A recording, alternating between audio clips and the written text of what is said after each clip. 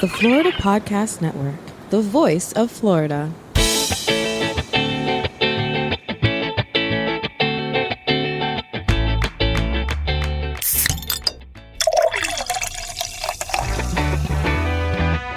From Mallory Square in Key West to the Governor's Mansion in Tallahassee and all points beyond, you're listening to the Florida Beer Podcast, powered by FloridaBeerBlog.com, your source for all things related to the craft beer community in the Sunshine State. And now your host, Dave Butler. Ladies and gentlemen, welcome to 2025 and another year of the Florida Beer Podcast, powered by FloridaBeerBlog.com. This is Dave, your host and author, and we are going to start off big with an episode, actually 2 episodes, that I have been trying to do for quite some time. Unfortunately, it just never really connected, but now we got it to connect. So yay, Sailfish Brewing in Fort Pierce. Easily one of the biggest breweries on the Treasure Coast and in Fort Pierce, which is kind of near and dear to my heart, not going to lie. They have had a couple of different locations. If you are lucky enough to remember how they got started in what was basically a compound of 2 older looking yellow houses, actually houses, and the most monstrous backyard I've ever seen in my life. That is the first time that I ever experienced Sailfish before they moved to their current facility, maybe about a quarter of a mile away in the heart of downtown Fort Pierce, making a major destination brewery and production facility. For today, we are going to be speaking with the co-founder and current president of Sailfish Brewing, David BuShea, who I have been trying to connect with, but finally managed to make it happen, which is great. And their sales manager, longtime friend of the podcast. We have spoken to him at some of his other breweries, but he has landed at Sailfish Brewing and seems to be doing an absolutely fantastic job of it for himself, Brian Tonnessen. And if you do not follow either of these gentlemen on social media, you absolutely should. David's got a lot of great stuff on his fishing. Brian is just sort of nuts.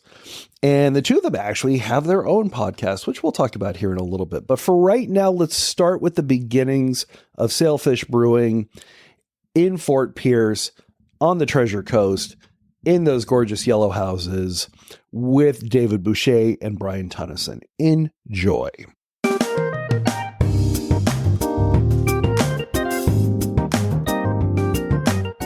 The question that I always ask, especially when I'm interviewing a brewery that's in a city that has not been featured on the podcast before, is why here? Why Fort Pierce? Fort Pierce doesn't exactly have the reputation for being, well, I guess, does it have a reputation for being a little bit on the adventurous when it comes to culinary, shall we say? Yeah, I mean, it has multiple reputations, some good, some bad. So when we opened up and started looking up to open up a spot back in 2012, we knew we wanted to have it somewhere between Vero and Stewart.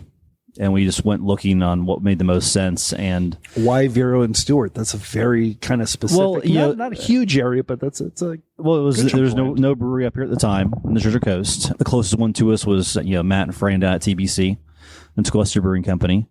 And we, so when I started the brewery, it was 3 of us, myself, Nick Bischoff and Mike Sturgis.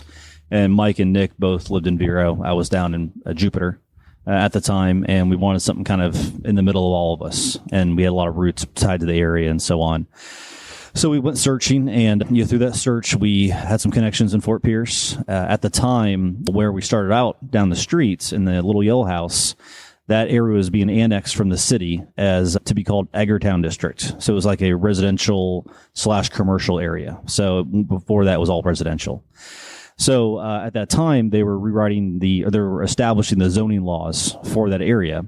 So Leslie Olson, she was the zoning director, and that title could be wrong at the time, for the city of Fort Pierce. She worked really close with us on how to write the zoning ordinances to allow a brewery to exist and also a brewery to expand. And that's a great question, because you, like you mentioned, you were the first. Mm-hmm. What kind of hoops did you have to jump through? Oh my God. So first off, trying to explain to someone what a brew pub brewery is. And we were, where we started at was somewhat in still of a residential area, and it still is. It was a kind of a mixed use area. So obviously the neighbors thought it was a biker bar. We'd be open until 2 a.m. So we actually ended up rounding up at the time. It was multiple people, including Leslie from the city of Fort Pierce, to drive them down to TBC and show them what a brew pub was. So we kind of give them visually an idea of what that looked like. So Matt, you took them all basically in a party bus to Tonnessen Brewing. Took them to Tonnessen Brewing Company. Matt and Fran set us up down there. And Matt gave them a nice tour, showed them what it was all about, and said, guys, this is what we're trying to do. These guys started it in this relevant area. At the time we opened up, the closest one south to us was TBC, and the closest one north was, I think, Cocoa Beach Brewing Company, which is even smaller of a house than exactly. So we spent a lot of time at both spots when we were trying to open up, trying to just learn. At the time, you go back, 13 years ago, we didn't have a lot of examples to go off of. So spent a lot of time there trying to learn. And that's an interesting story. When you brought them over to Tequesta Brewing, when you finally showed them, and Matt and Fran were able to speak to them, how long did it take for the light bulbs to go off in their heads? How difficult was it a process to remove this is not a bar. Mm-hmm. This is a different concept altogether. Once they saw it, it clicked. But prior to that was trying to explain to someone what it was, because just no one had any idea what a brewery was or a brew pub was. So once we took them down there, it made a lot of sense, and we were able to come back and sat in numerous meetings at the city to help them craft the zoning laws to allow a brewery to exist and also to expand too, because that area had at one point an alleyway being put in the back, and basically allowing a certain size square footage building to be there, all those different types of things to allow us to A, start there, and then B, grow there. And we found out very quickly that we outgrew it in the first year based on what the demand was. Yeah, I'd love to describe the Little Yellow House. I guess it's not one house. Is it two? It was two houses. Two houses. It seems correct. Like there's one house that was the tap room, and the other house was almost like a mother-in-law suite for the brew system. Yeah, so history behind that, it goes back to Harry Hill. So it was a historically designated spot. Harry Hill photographed the the construction of the Flagler Railroad as it came to Florida. So it's really funny when they're doing construction at that site, they found a lot of glass negatives, from his photography days. So it's on the Fort Pierce Ghost Tour every year, because it has a lot of, definitely confirmed that place is haunted. Yes, it's definitely haunted. So when we first opened up, there was two main buildings are off the road. We occupied the first one to the left, and that was when we just started out, which was we had the brewery in the back. When I say brewery, I would say we basically transported what was in our garage to the back of that facility, which was a barrel-and-a-half Blickman system and a bunch of deli case coolers that we rigged with those Johnson control devices to crank it down to get it down to 40 degrees with some plastic fermenters. And, we were... Yeah. They also had full-time jobs. Yeah, full-time jobs for the first couple of years. They were brewing at night or in the morning, depending on who was working at what given time. Uh-huh. It was the craziest thing that I ever heard during that. Yeah. So we had that brewery in the back. You'd see it all. And then the front was just a small bar, with probably 12 seats. Yeah. And the largest back patio area that amazing property. That property is amazing. That back patio was easily 1.5 times the square footage of your tap room house and the brew house combined. It's absolutely amazing. It wasn't great in the summertime, but in the wintertime it was awesome. Oh yeah. No, absolutely. Yeah. And of course, obviously the next logical question would be creating a brand. And what I find interesting about a lot of Florida breweries, if they lean into the Florida, they don't really go tropical as much as they go coastal and, let's be honest, fishing. Mm-hmm. And that is something that you did to the point where, I'm taking a look at the logo right now, and it's got the sailfish and it's got the name, but then it's also got the coordinates. Mm-hmm. And what are the coordinates? Is that for the Little Yellow House? Did you change the coordinates for the current location? To have the specific coordinates, you would have a lot of dots and a lot of decimals, numbers behind that to give an exact, but that's a rough target for this area. The high level coordinates are right there. So to break it down, you would have a decimal point and then a bunch of numbers after that to get to that specific spot. So wasn't enough room on the logo. Doesn't fit on a t-shirt.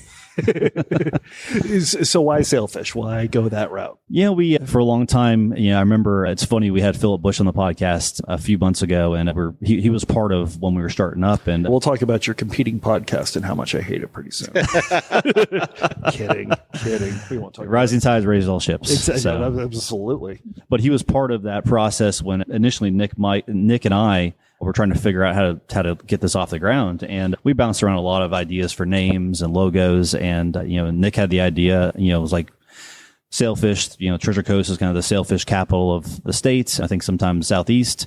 And both of us grew up fishing down South Florida. Our livelihood, that's not livelihood, but that's what our lifestyle was that fishing. And we identified that flag, and I paid my old marketing assistant $50 to make it where it's with the coordinates on there and ours, and then we were off to the races at that point. Didn't look back. It's easily one of my favorite brewery logos in the state. Simple. It's so simple. It's clean, but it immediately gets the job done. So do you find that to be something that is easy when it comes to, especially going to a new account, and they're kind of able to grab what the vision is behind the brewery? Well, I'm only year 3 in.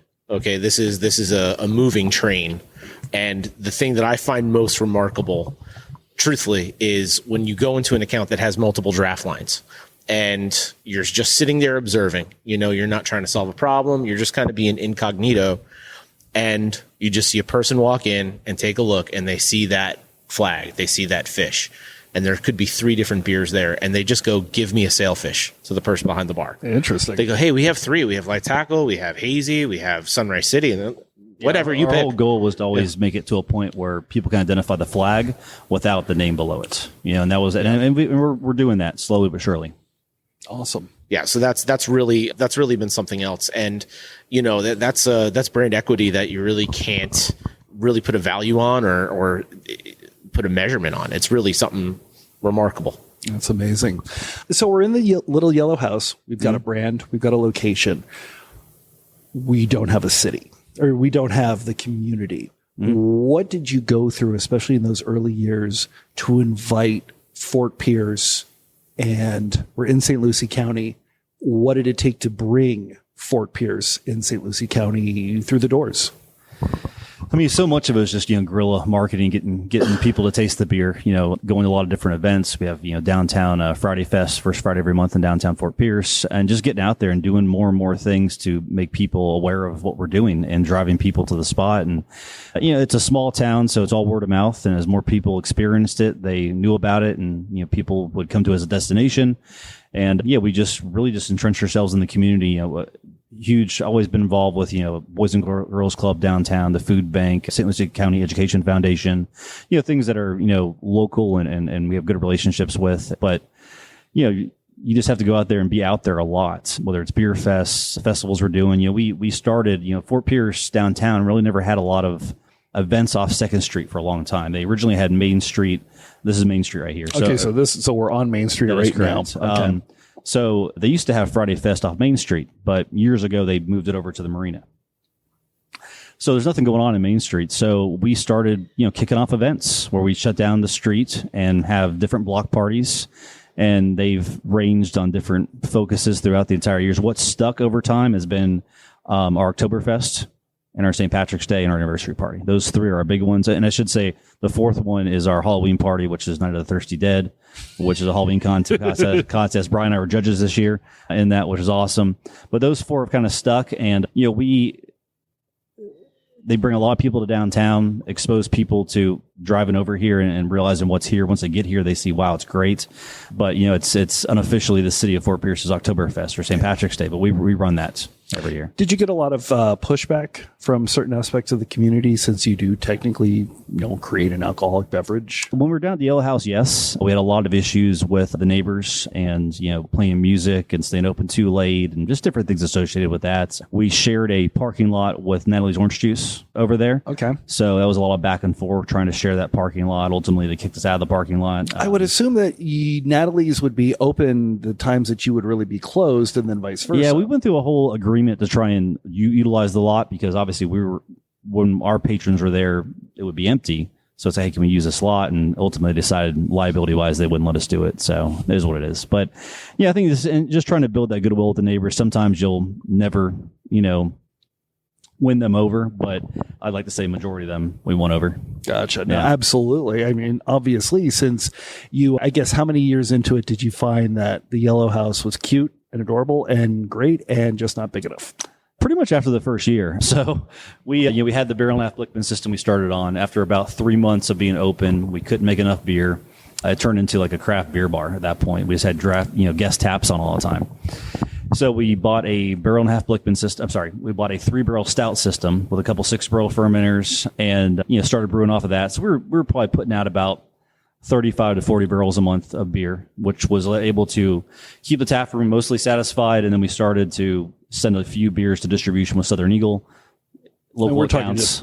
Kegs. Yeah, just a couple local accounts for the most part. It was just cool to see our draft handles out there. Like, wow, someone else has our beer on draft, and super inconsistent and still evolving to get better and better every year. But and then we shortly after that, if we want to keep growing, we have to do something. And we were very fortunate enough to be able to acquire this building, which used to be the old downtown JCPenney's. Really? Yes. Doesn't seem big enough to be a JC. Well, There's a the whole back. back area too. Oh, gotcha. So we got this took it over in 2016, and then we did an SBA loan to get the 20-barrel DME system we have back there.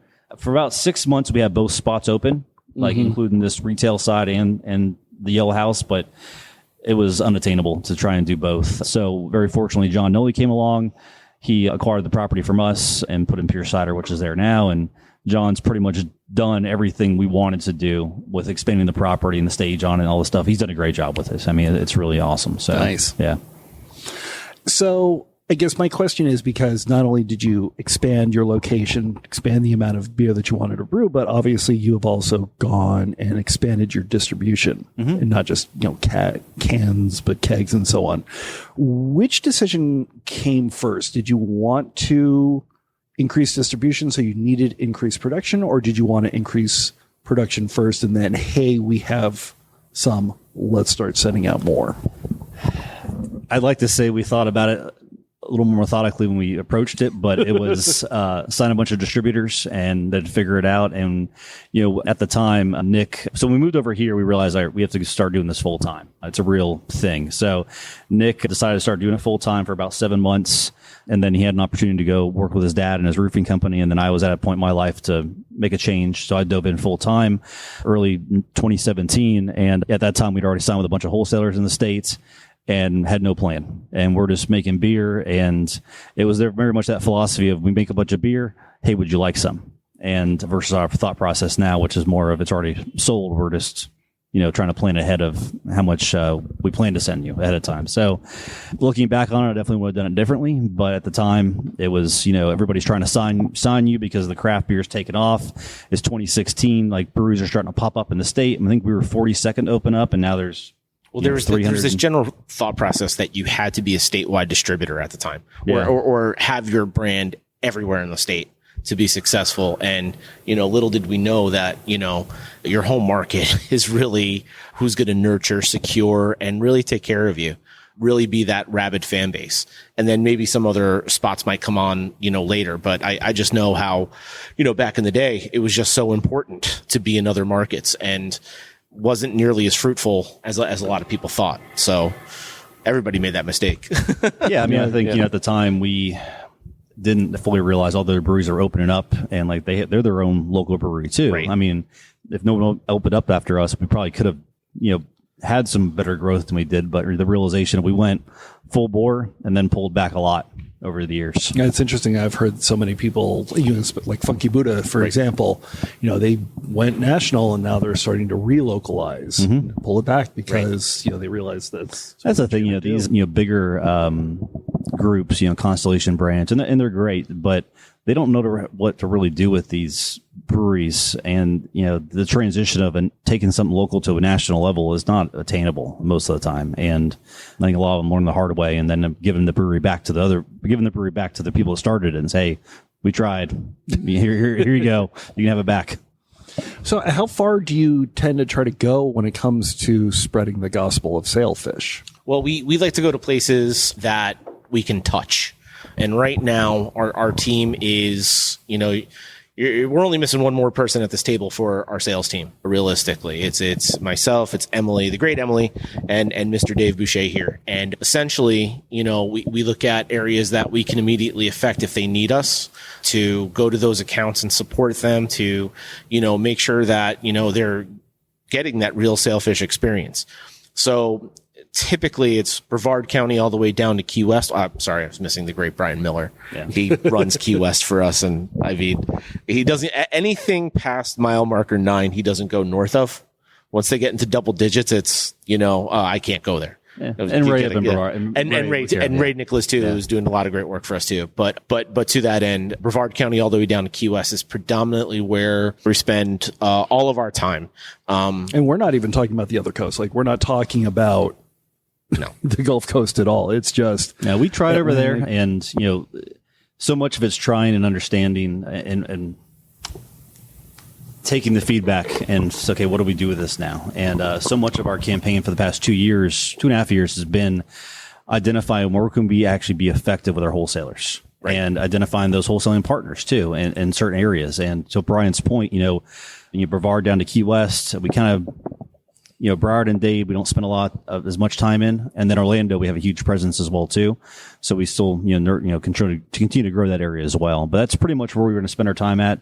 Definitely want to grow up the East Coast over time, but not any time in the near future. We have a lot of work to do. We still have so much work to do, and I mean, if you look at our data and our tracking, I mean, we put a pretty large investment into scan data and to see where we are ranked in the state in Publix. We're a top 10 brand for the Miami division.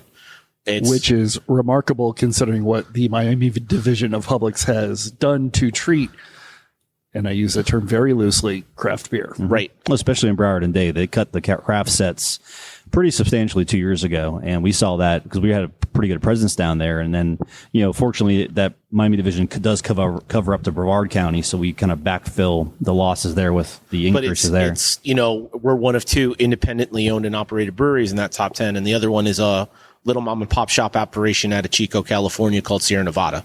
Wow. Yeah. Just a little one. Yeah, just the New York Yankees of craft beer, no big deal. Yeah, it's okay. Yeah. No, but we're thrilled about that. And what that means is that people really responded to what we had to offer. I think, last year, Dave and I really took a hard look at what are we really offering? What are we really doing out there? Are we jamming a lot of square pegs in round holes, or are we, is there opportunity for us to make something that people are going after? Looking at that data, what people are buying, what's going out there, and what we actually do best, right? We really took a look at our product mix and made some really tough decisions coming into 2024. And I mean, they all paid off. I would actually like to talk about that product mix on so many different levels. First and foremost is, how long did it take Sailfish to develop your core? What are you known for? What is the beer? Because I don't remember the Yellow House days. This was the beer that everybody comes to. This is the highlight. This is the Floridian. This is the so on and so forth. Yeah, so White Marlin was probably the first beer that got people to try craft beer in the Treasure Coast. I always say it was the gateway drug to craft beer. And people still think I also love that it's the beer that Blue Moon wishes it was. Exactly. That's my favorite. Yeah. That's correct in so many ways. Well, people in the Treasure Coast still think that's our number one selling beer. And it's like, well, no, it's like number 4. Like Sunrise City is our number 1 beer. And, so much of it has been just, as beers evolved so much over the past after the past years, different brands have done different things. Wholesalers have bought other wholesalers. Our brands have moved around a little bit. Finding where our product mix fits into that portfolio of our wholesalers is an important thing. And, I think organically, White Marlin, Tag and Release Amber, I want to say we approached those because there wasn't a lot of that being done in the market craft-wise between an Amber and a Wit. And then, the IPA, just slowly but surely following the numbers, just started to take over more and more and more as we continue to put pressure behind that. And was that the over distribution and everything, or was it just here in the tap room? Both. I mean, I would always, check on a monthly basis what's the number 1 selling beer in the tap room, and then what's the number 1 selling beer in distribution. And every part of distribution is different. So like our SKU mix in popularity for Indian River County is completely different from what is Palm Beach County. Yeah. And you may understand every market's different. What we sell in Orlando or focus on, maybe not the same thing we focus on in Palm Beach or in Monroe County. But I think, over the years, we've identified Sunrise City as our our flagship, and it is. And, locally within our local wholesaler, we can still continue to offer all those different SKUs, White Marlin Amber, all the lager, all these different beers we've tried to do. And then outside of that, it's kind of honing that focus to a couple. And that is it for part 1 of our interview with David and Brian at Sailfish Brewing. We will be back next time with part 2 of the interview, kind of doing a little bit deeper dive into what Sailfish looks like now and in the future. In the meantime, if you want to find out everything that's going on with us, please make sure to follow us on social media. We are at Florida Beer Blog on Instagram, Threads, possibly on X, I don't know. And I just got kicked off Blue Sky, so I got to try to figure that account out. I don't know why. We're still on Facebook at FL Beer Blog. You can email us at floridabeerblog@gmail.com, or you can find us on the internet at floridabeerblog.com or floridabeerpodcast.com. And with the floridabeerpodcast.com, you will find that we are a proud member of the Florida Podcast Network, an amazing site filled with awesome podcasts for you and everybody else here in the Sunshine State. And if you are interested in creating a podcast of your own, I recommend that you head to floridapodcastnetwork.com and Flintstone Media. They are the top tier leaders when it comes to creating a podcast from scratch or producing a podcast that you already have. Trust me, there's a lot of gears that go into doing something like this, and it's easier to give most of those gears over to experts. So Jemmy and the team at Flintstone Media will treat you right and make sure that your podcast grows to new heights that you never thought possible. If you are not following us on the podcasting app of your choice, we're on pretty much everything. We're on Amazon Podcasts, we're on Apple Podcasts, we're on YouTube, we're on Spotify, we're on iHeartRadio, we're on everything. Make sure to like us, follow us, subscribe, and if you can, give us a great review, because that really does help us get the word out to everybody else. Our intro announcer is Jeff Brozovich. Field producer is Steve Pekala. Executive producer for the Florida Podcast Network, Flintstone Media, and Grand Hyatt Poobah is Jemmy Legagneur. This is David Butler, your host and author. We will see you next week with the rest of Sailfish Brewing. Thank you so much for listening, and drink Florida craft.